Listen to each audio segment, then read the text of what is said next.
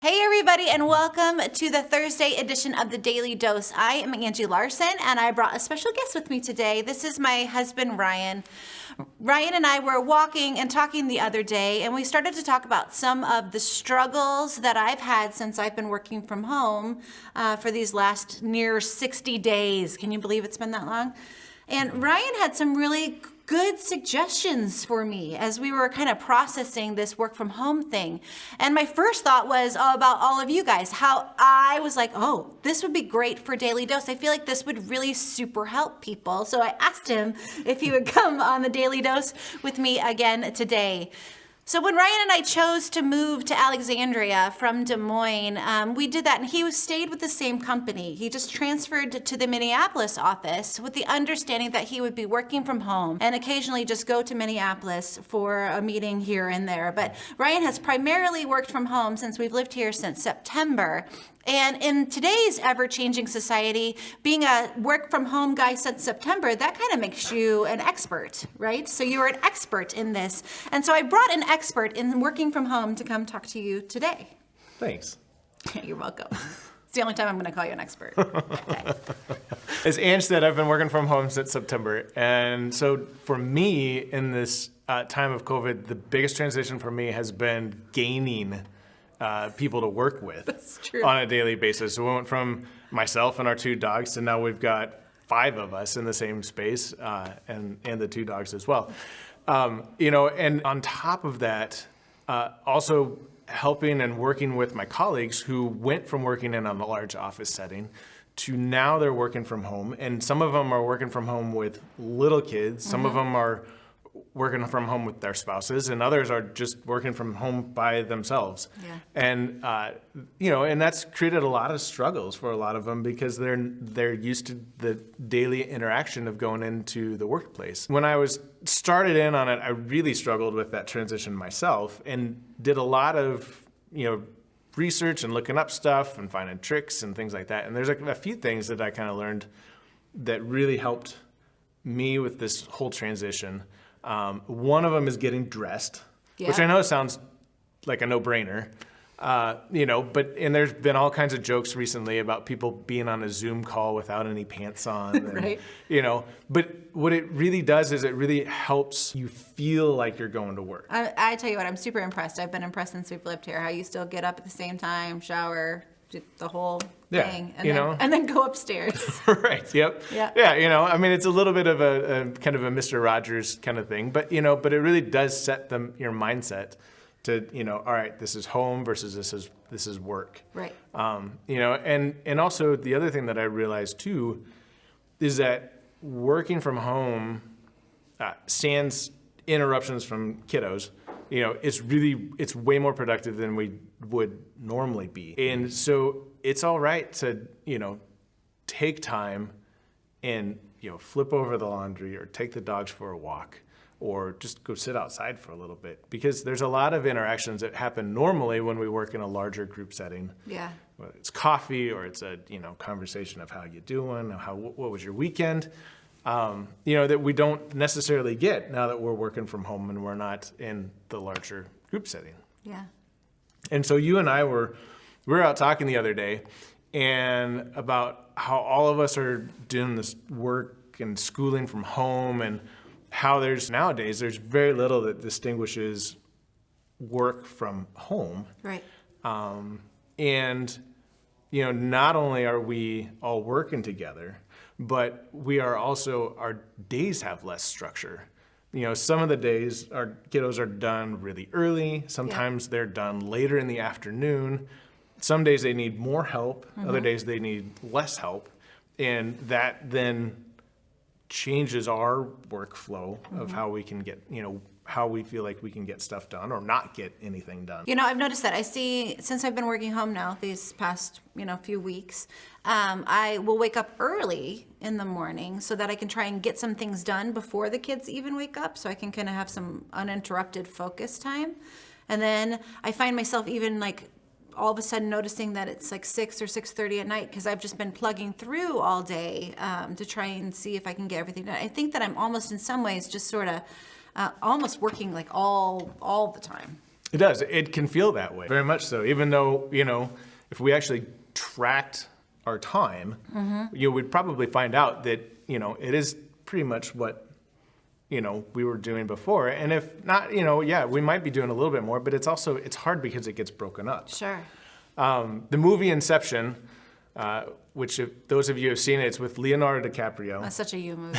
It's a sci-fi movie. I've watched it only because you made me. I know. Okay. I appreciate it. DiCaprio's character uses the dream state to enter other people's subconscious. And DiCaprio's team creates dreams within a dream to get to a deeper level of subconscious. But in order to make sure that they wake up, they have to create a kick. And in some cases, it's getting dunked into a bathtub with water. Yep. And it would snap them out of that dream state and either back up a level or back to reality, whatever that was. And when school was in session, and you were working from the office here at church, we had a kick. Yeah. We had several kicks. We did. Depending on the day. Whether it is going to get Skylar from the bus stop or picking up Sawyer after practice, or, kids' activities. Yeah. And now, we don't have that. Right, that's true. There are no kicks. And if you've seen the movie, you know that the big concern is that if you don't create a kick, then you risk staying in the subconscious for eternity. And in some days, these days feel like that. Yeah, I feel like sometimes I'm just staying in the subconscious for eternity. Right, because there's no break. The two intertwine together, and you don't really know whether it's work or it's home or whatever. So that's the difficult thing, is that we don't have those extrinsic kicks anymore. And the hard part now is it's left to us to create those kicks. We have to create that separation. Yeah. Whether it's, we pick a time and you have to be disciplined. Yeah. And we struggle with that. We do. Mm-hmm. Whether it's going for a walk or it's, I don't know, switching to dinner or changing your shoes or whatever. Yeah. So I'm going to get real, Jesus geeky on you, like I always do. And I was thinking about this kick as you were talking about it as a metaphor for a way to sort of stop one work day and start a home day, or start a work day from a home day, how we can kind of create those things. And I was thinking in the church and in the world, in my world, this is what baptism is, right? So baptism, it signifies the shift from one reality to another.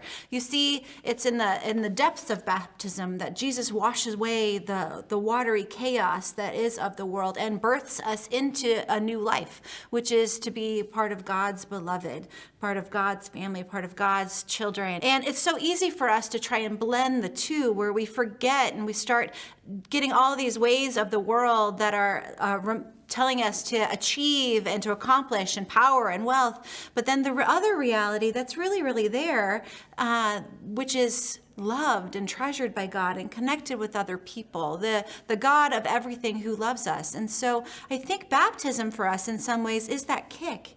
It's that initial movement from this one reality to another. And it was Martin Luther, who's a theologian in the 15th century. He once said, every time you wash your face, remember your baptism. And as you were talking about the transition between work and home, I was thinking about how we can just wash our face, how we can kick ourselves back into the reality of who we are, which is a beloved child of God, back into who we are as connected. And when life can get too much, we need to just figure out our kick. We can wash our face and remember whose we are, which is way more important than who we are. Mm-hmm. So thanks for sharing those incredible tips. I'm very lucky to have you as my husband. And for you tonight, I want you to know that we're going to get through this together. Yeah. Amen. Thank you.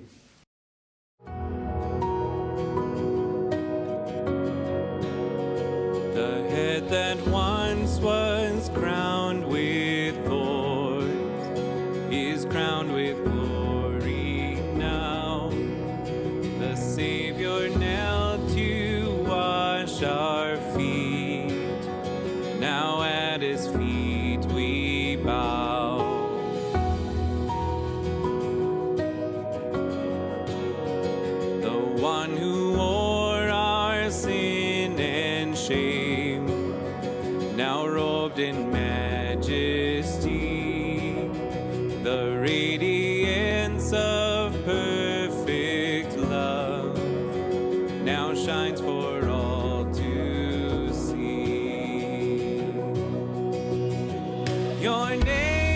Your name is victory. All praise will rise to Christ our King.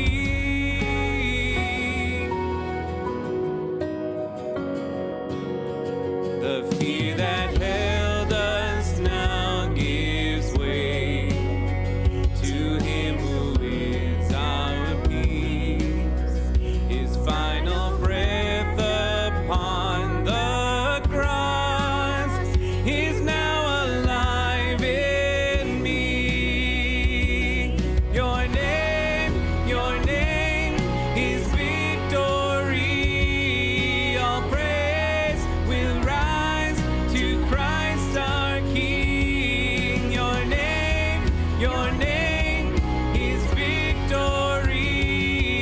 All praise will rise to Christ our King. By your Spirit I will rise from the ashes of defeat.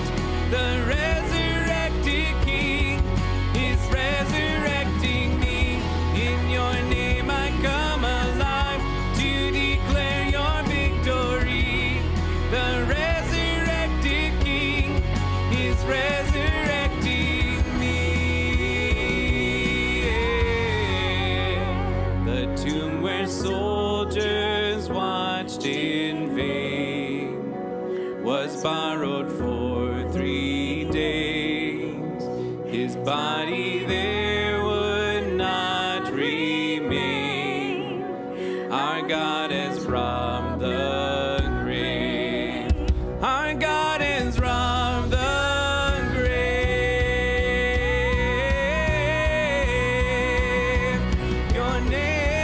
Your name is victory. All praise will rise to Christ our King. Your name is victory. All praise will rise to Christ our King. By your Spirit I will rise from the ashes of defeat. The